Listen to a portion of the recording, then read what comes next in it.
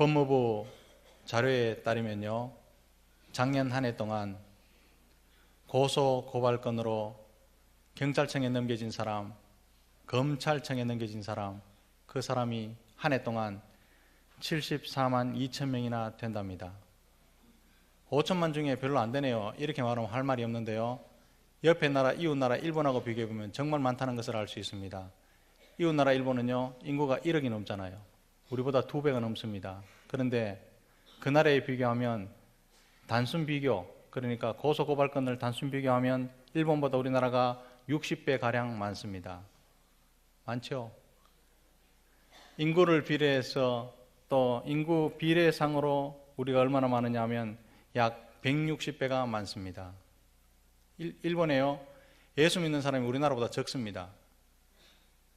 그럼에도 불구하고 일본은요, 고소고발건이 우리나라보다 적다는 거지요.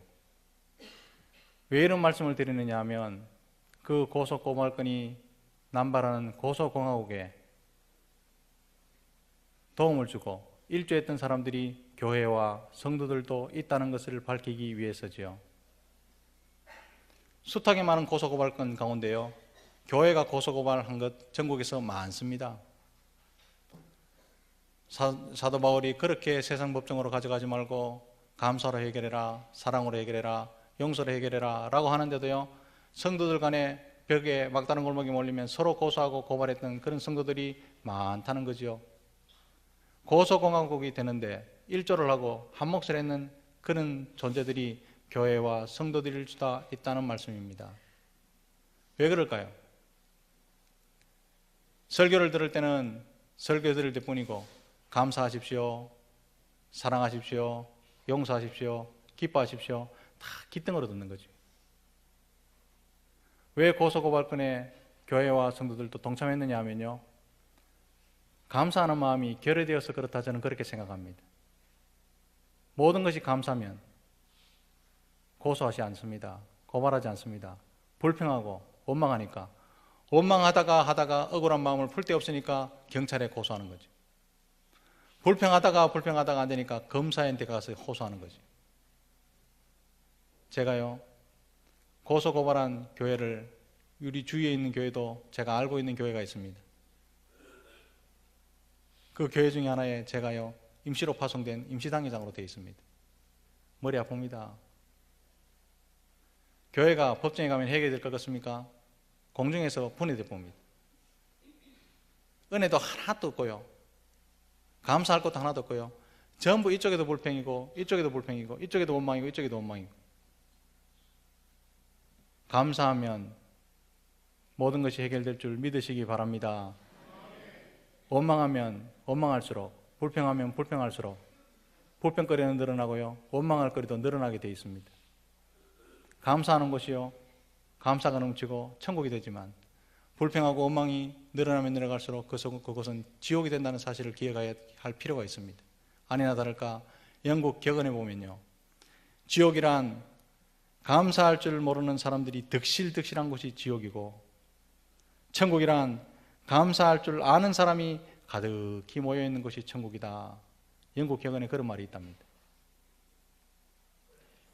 이 말이 무슨 말입니까? 감사하는 마음에서부터 천국이 시작되고 천국을 맛볼 수 있고, 불평하는 마음에서 지옥을 경험하게 되고 지옥을 맛보게 된다, 이 말이죠. 누구 하기 나름입니까? 우리 하기 나름입니다.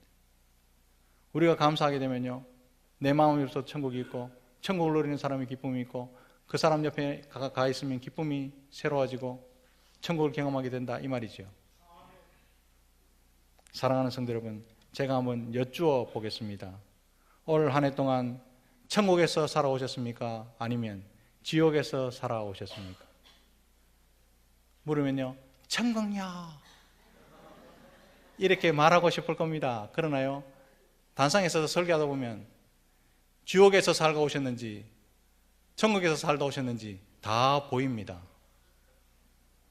설교는요, 설교자 혼자 하는 것이 아니잖아요.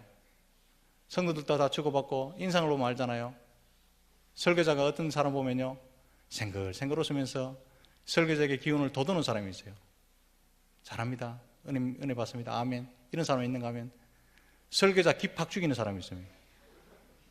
봐도요, 쳐다보는 것도 아니고 째려봐요. 그리고 어떤 사람은요 퉁명스럽게 뚝 쳐다봅니다. 어떤 사람은요 안 봐요. 그럼 설교자가 얼마나 힘이 빠지겠습니까? 그러면 제가 설교자가 서서요, 야 우리 장로님 일주일 동안 천국에서 살다 오셨구나. 야 우리 권사님 지긋지긋한 지옥에서 살다 오셨구나. 다 보입니다. 그게. 오늘은 추수감사주일입니다. 지난 1년을 돌아보면서 감사로 하나님께 예배하는 주일이죠. 사랑하는 성도 여러분, 지난 1년간 얼마만큼 감사하시면서 천국을 맛보며 사셨습니까?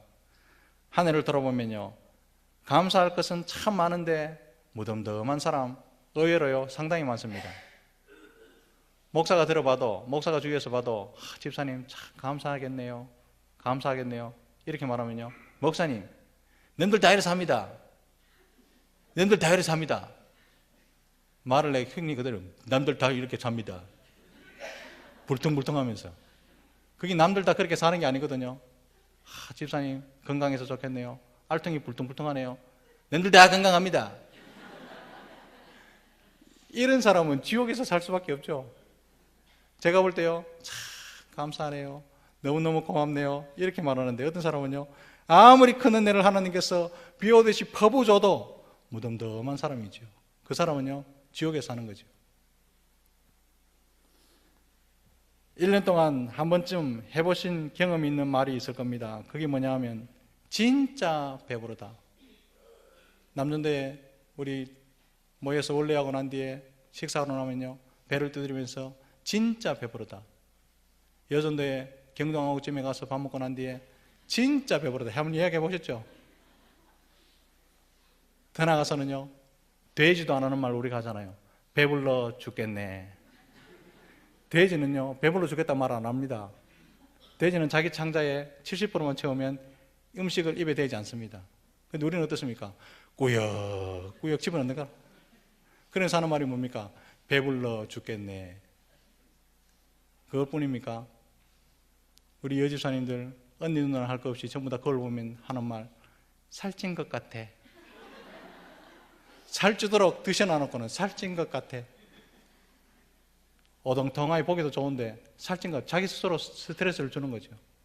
이런 말 1년 중에요 한 번쯤은 다 해보셨으리라 생각합니다. 그러면 감사할 조건이 다 있다는 사실을 기억하시기를 바랍니다. 시편 136편 25절에 보면 이런 말씀이 있습니다. 모든 육체에게 먹을 것을 주신 이에게 감사하라. 그 인자심이 영원하미로다. 우리 아침 그냥 먹은 것 같습니까? 하나님의 그 인자심이 영원하기 때문에 아침을 드셨다는 사실을 기억하시기를 바랍니다. 오늘 특별한 식사를 식당에 준다는데 점심 먹을 것 예약되어 있으면 감사하시기를 주님의 이름으로 축복합니다.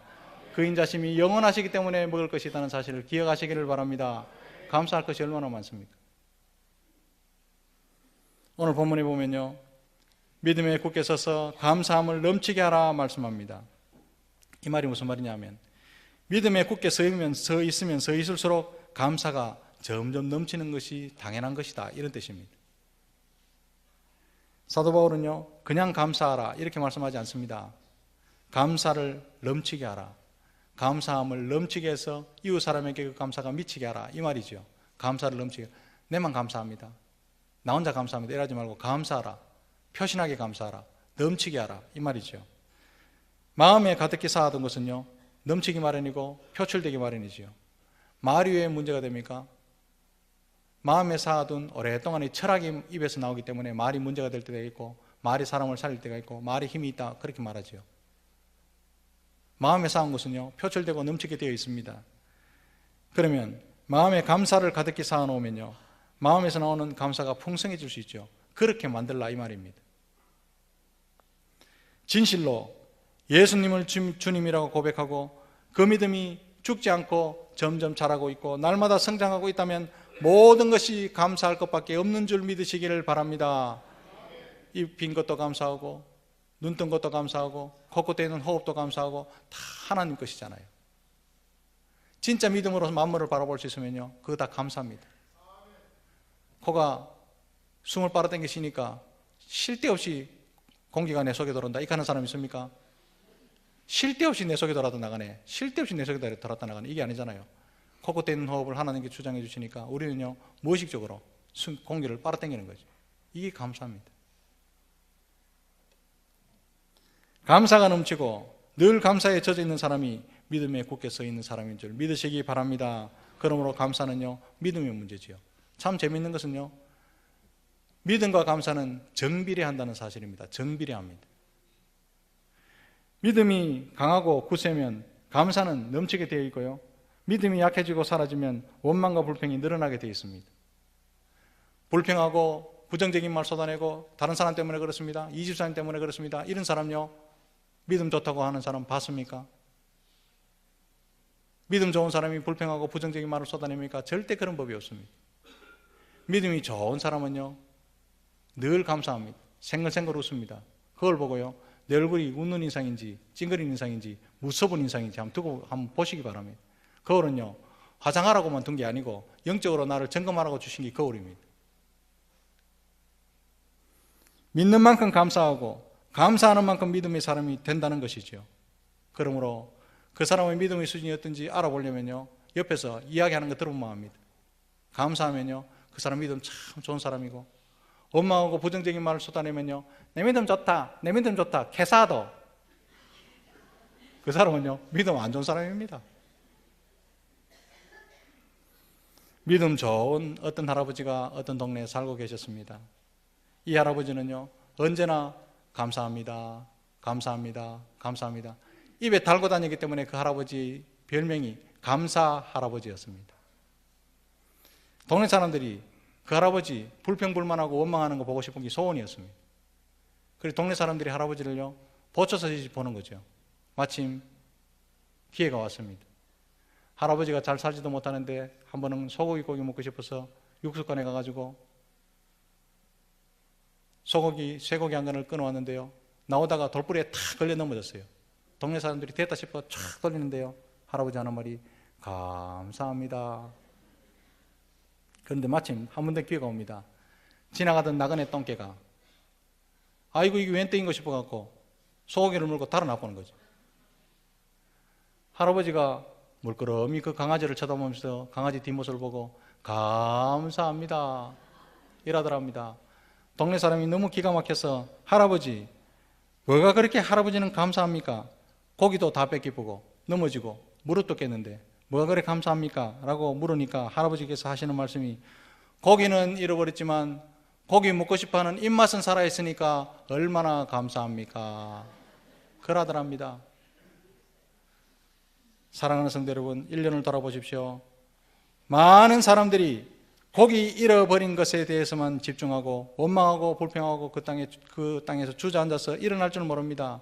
그러면서도요, 입맛을 잃어버리지 않는 것에 대해서, 건강을 잃지 않는 것에 대해서는요, 감사하지 않는다는 이상한 특징이 있죠.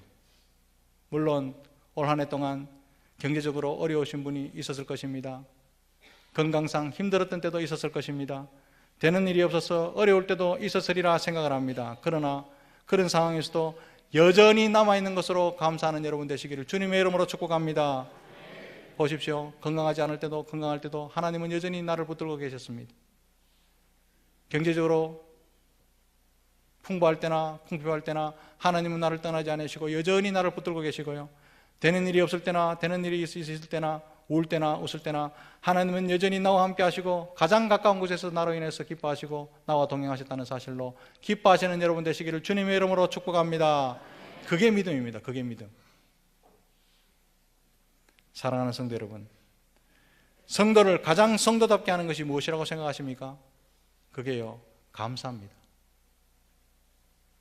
수년을 설교 듣고 말씀을 먹이고 하나님께서 입히시고 또한 먹이시고 신기시고 하는데요, 감사할 줄 모르는 사람, 그 사람을 뭐라고 말합니까? 배운 망덕한 사람이라고 말하죠. 그런 사람이 꼭 문제 있고요, 그런 사람이 꼭 문제를 칩니다. 그러나 이것도 감사 저것도 감사, 그런 사람은요, 그리스도의 성품을 닮은 사람이죠. 감사하는 말을 통해서, 감사하는 삶을 통해서 세상과 다름이 드러나기 때문에 그리스도를 가장 많이 닮은 사람, 감사하는 사람이다, 이 말이죠. 성도에게 감사가 사라지면 백발백중 그 신앙이 병들었습니다. 백발백중입니다. 신앙이 병들었는지 병들지 않았는지 어떻게 합니까? 감사가 나오는지 안 나오는지 보면 압니다. 영적으로 침체되고 하나님 은혜에서 멀어지면 정확하게 바로 그때 불평하기 시작합니다. 하나님 가까이 있는 사람이 불평하는 것 거의 불가능한 상태입니다. 사랑하는 성도 여러분, 감사는 더 많은 감사를 낳고 결국에는 기적을 낳고 천국의 평강을 맛보게 되지만, 불평은 더 많은 불평을 낳고 원망을 낳고 결국에는 지옥 같은 환경을 내가 만들고 내가 만든 환경, 그 지옥을 경험하게 된다는 사실을 잊지 마시기를 바랍니다. 감사에는요, 많은 이적 기사가 있습니다. 지난주에 들었는데요, 서울 어느 교회, 유명한 교회 권사님이 췌장암 말기라는 진단을 받았습니다. 석 달밖에 못 삽니다. 이런 진단을 받았는데요, 3년이 지나도 지금 사신대요. 그런데 그 권사님이 감사 권사님이래요. 췌장암 말기입니다. 이 진단을 딱 받았을 때 그 권사님의 첫 번째 반응이 감사합니다. 주님 앞에 갈 때 다 됐네요. 감사합니다. 약 받아 먹을 때도요, 감사합니다. 밥 먹을 때도 감사합니다. 계속 감사합니다 얘기를 하니까 진단했던 의사가 하시는 말씀이 죽을 때 됐는데, 나중에 검사하니까요, 암세포가 획획히 줄었답니다. 감사는 기적을 남기잖아요. 뭐 그럴까봐 싶습니까? 그렇습니다. 제가 그래서 감사와 인체의 반응에 대한 재미있는 연구 결과를 제가 소개하겠습니다. 저는 과학자가 아니라서 연구 결과만 소개합니다. 감사합니다. 감사합니다. 감사합니다. 감사하면요, 몸에 필요한 에너지가 향상된답니다.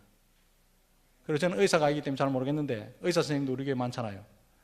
교감신경과 부교감신경의 균형을 딱 이루게 해서 면역력을 증가시킨다네요. 그리고 질병의 원인이 되는 활성산소의 발생량을 혁혁히 감소시켜서 건강을 회복되게 만든답니다. 더 놀라운 사실은 감사합니다, 감사합니다라고 하면 감사에서 나는 에너지로 인해서 혈관이 유연해져서 노화를 늦춘답니다. 노화를. 비싼 화장품 발라갖고 위로 땡겨 올리면서 그렇게 화장하지 말고, 아무리 땡겨 올리면서 화장해도 처지는 인상 어떻게 하겠습니까? 그런데요, 감사합니다, 감사합니다 하면요, 입꼬리가 올라간답니다. 아이크림 그거 그리 비싼지 몰랐는데 제가 바르는 스킨보다 30배나 비싸더라고요. 내 원망하고 부정하면서 화장 이렇게 땡겨 올린다고 됩니까? 감사해서 젊음을 유지하시는 여러분 되시기를 주님의 이름으로 축복합니다. 그게 감사합니다. 그런데도 인간은요, 예수 믿지 않는 사람이 연구했고 예수 믿지 않는 사람도 감사하면 정게 삽니다. 그렇게 말을 하는데도 불구하고 벽에 딱 부딪히면 감사보다는 불평하는 쪽으로 방향을 딱 틀어봅니다. 참 기가 막히고 독특한 인성들이죠. 감사하면 젊어지고, 감사하면 막힌 담이 뚫어지고, 감사하면 막힌 담장도 무너진다고 분명히 말씀하는데도 막다른 골목에 딱 몰리면요, 이게 뭐야? 불평하는 쪽으로 방향을 딱 틀어봅니다. 99개 하나님께서 은혜를 베풀고 하나만 막혀도 그 하나 막히는 것으로요, 감사 찬송 안 하고 불평하는 쪽으로 쫙 막아버리죠. 그래서요, 모든 사람은 스스로 스트레스를 받게 만들고 자기 스스로 불평의 무덤으로 걸어 들어가는 거지.